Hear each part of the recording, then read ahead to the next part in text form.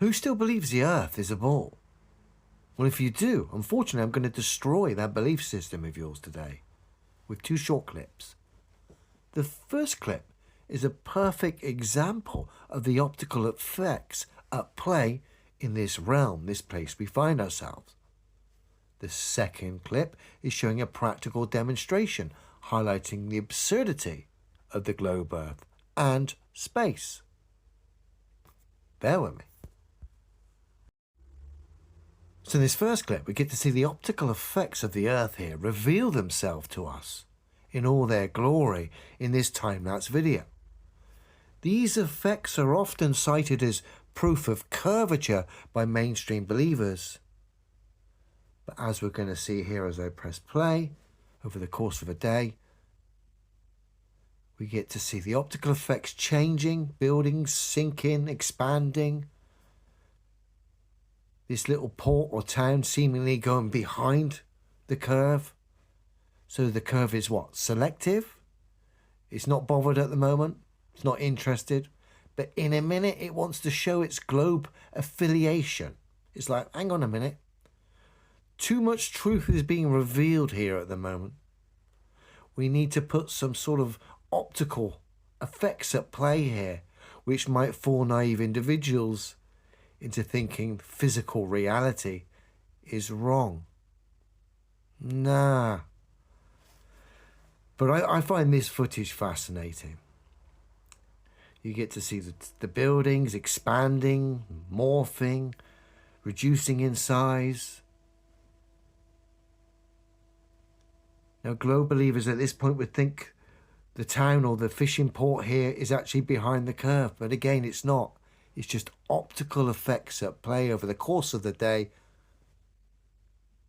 I mean, look now.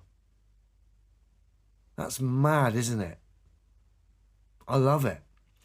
And remember, everything I say is backed up by practical, demonstrable reality, substance-based demonstrations. If you're going to assert observations over a large body of water, you need to have practical references of the substance at play, backing your conclusions with your observation, thus taking into account the many, many optical variables at play here, which naive individuals cite as curvature, which quite clearly isn't. Brilliant footage. Like I said, the optical world is not the same as the physical, is it? Otherwise, train tracks would be converging, and that would be an awful scenario.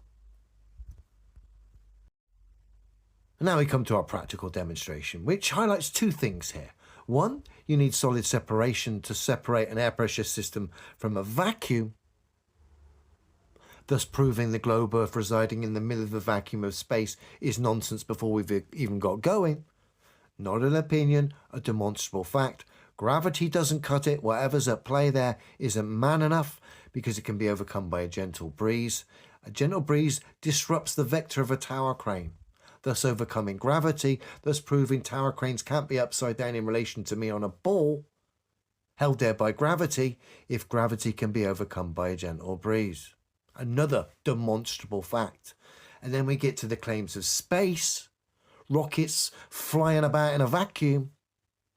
When we test that theory with practical references, we can see that rockets require, just like aeroplanes, they require air or something to push off. Because this rocket in the vacuum chamber doesn't move until it starts to push off the walls of the chamber, and then it can get some momentum. But up until that point in time, with no air in the chamber, it's got nothing to push off. So rockets in space don't have walls to push off. Therefore, there are no rockets in the vacuum of space, because they would not be able to fly about and coordinate themselves. They wouldn't have any navigation. They wouldn't have any propulsion. It would just be a spinning pantomime of silliness. So it should become obvious, it should be obvious by now that the optical world we see is different to the physical world we experience. I mean, it would be a real bad day, wouldn't it, catching this train, for example, and seeing the train tracks converge on the horizon. As your train heads towards those converging train tracks, like I say, it's not going to be a very good day. Thankfully, the physical world we experience is a little bit different to the optical world we see, which is why it's always good, particularly with observations, to cross-reference things with physicality.